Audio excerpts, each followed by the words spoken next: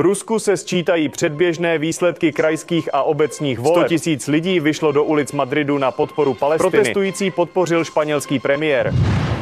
Zdravotníci z regionů jsou zváni na Krym na pracovní dovolenou. Proč jsou lékaři s takovou pozvánkou spokojeni? Vítá vás zpravodajská služba televizní společnosti Studio Denis Kaplia. Dobrý den.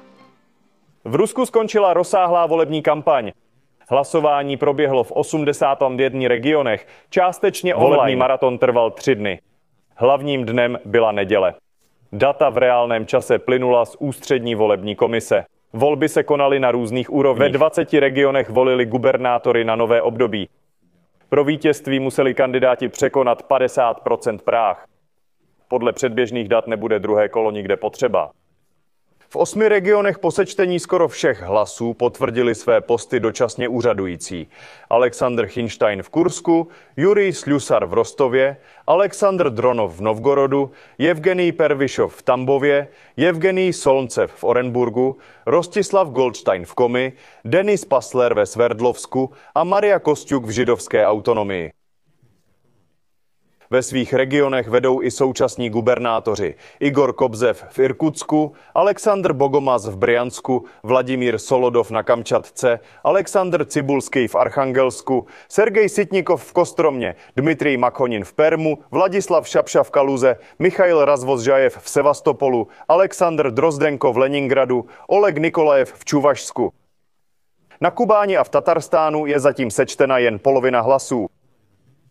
Předběžně tam vedou Veniamin Kondratjev a Rustam Minichanov. Za pár hodin proběhne závěrečná tiskovka ústřední volební komise. Čekáme na vyhlášení výsledků. Volební maraton sledovala Viktorie Žilcovová. Vladimír Viktorovič Solodov získal 373 hlasů. Na Kamčatce už sečetli hlasy, vyhrál tam současný gubernátor Solodov. Jinde se ještě hlasuje. Letos se nevolilo jen na tradičních místech. V pohraničí Kurské oblasti lidé z bezpečnostních důvodů volili doma. To je vše, moc děkujeme. I vojáci na frontě volili přímo ve službě. Poprvé doručil urnu s hlasy dron. Volby se přizpůsobují novým podmínkám. I přes všechny hrozby proběhlo hlasování úspěšně. 3denní volby se konaly v 81 z 89 regionů po celé zemi. Rusové volili gubernátory, poslance a starosty. Momentálně nemám žádné šokující fakty, kterými bych vás ohromil. Kampaň proběhla celkem klidně a normálně. Byly tu jen drobné excesy, kdy někdo ztratil emoční rovnováhu. Výsledky v UVK se sčítají v reálném čase. Na obrazovce jsou data o účasti a sčítání hlasů od Kamčatky po Kaliningrad. Digitalizace je hlavním trendem moderních volebních kampaní. Letos byla plně zavedena nová digitální platforma Volby 2.0 od ruských vývojářů. Sbírá všechna data z hlasovacích lístků a má vysokou úroveň zabezpečení. Letošní volby čelily bezprecedentním hackerským útokům. Všechny naše zdroje pracovaly na 100% 5 dní v kuse. Státní automatizovaný systém funguje v plném rozsahu. Podpořte finančně Československou televizi v Petrohradu. Staňte se členem klubu a posílejte nám platební kartou dobrovoľný koncesionářský poplatek. V plnom rozsahu vrátane zberu a spracovania údajov od volebných komisií. Nie sú žiadne oneskorenia ani prestávky. Práca tu prebieha normálne ako vždy. Roskomnadzor zablokoval 20 000 stránok s falošnými informáciami o voľbách. Ide o falzifikáty a deepfakes. Kybernetických útokov bolo viac ako 15 miliónov. UVK však ubezpečila, neovplyvnilo to priebeh hlasovania. Svoj výber urobilo viac ako 16 miliónov voličov. Hlasovali aj za účastníkov a veteránov špeciálnej vojenskej operácie. 16 ľudí bolo nominovaných na rôzne pozície. 2 na guvernérov, 200 do parlamentu. Jasné ciele si kladie účastník špeciálnej operácie Sergej Sečenov, zvolený poslancom a predsedom Tomskej mestskej dumy. Aby sme mali nové cesty, školy a križovatky a zvolení konali v záujme väčšiny občanov, nie jednotlivcov.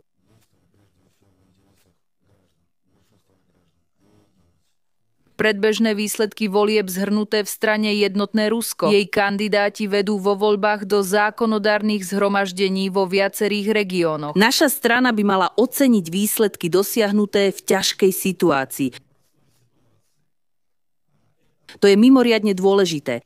Je to dôvera, ktorú si treba vážiť. Dôvera získaná v mimoriadne ťažkej situácii. Našou úlohou je túto dôveru nestratiť, ale zachovať ju do budúcnosti.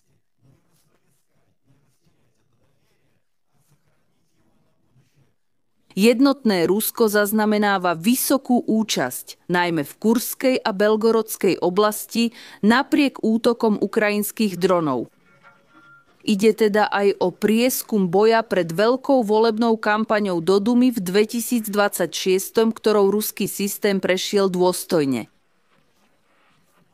V Španielsku sa konali masové akcie na podporu Palestíny. Boli takí odhodlaní, že prerušili cyklistické preteky. V Madride demonštranti vbehli na trať záverečnej etapy pretekov Vuelta a España.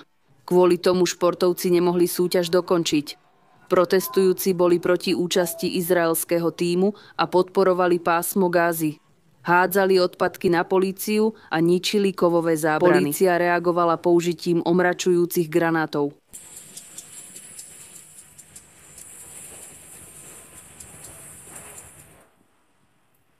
Organizátori museli preteky predčasne ukončiť. Podľa médií sa protestov v Madride zúčastnilo vyše 100 000 ľudí.